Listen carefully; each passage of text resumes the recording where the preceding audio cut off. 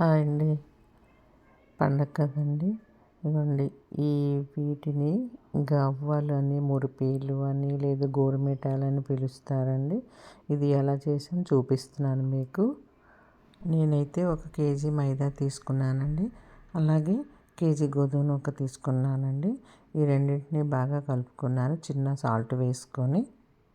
300 గ్రాములు డాల్డా తీసుకున్నాను. అలాగే 200 ml రిఫైండ్ ఆయిల్ తీసుకొని బాగా వేడి చేసుకొని ఈ మిశ్రమంలో ఇగోండి ఈ రకంగా కలుపుకుంటున్నానండి. ఎంత బాగా మరిగింది చూడండి. కలిపేటప్పుడు నొరగల్లా వస్తుంది.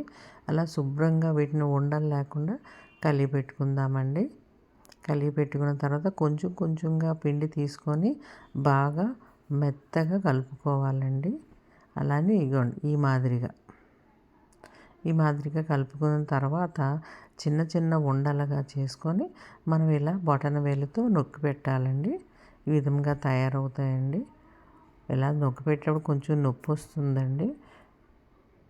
కొంచెం మంచిగా ఉంటే మాత్రం పిండి స్మూత్గా ఉంటే ఈజీగానే అయిపోతాయండి. అదే గట్టిగా ఉంటే మాత్రం బొటనవేలు బాగా నొప్పి పుడుతుందండి. ఈ విధముగా బొటనవేలుతో నొక్కి పెట్టుకున్నామండి. ఇలా తయారవుతాయి. ఇదిగోండి ఈ విధంగా తయారైనాయండి. ఈ విధంగా తయారైన తర్వాత ఆయిల్లో వేసుకొని డీప్ ఫ్రై చేసుకోవాలండి.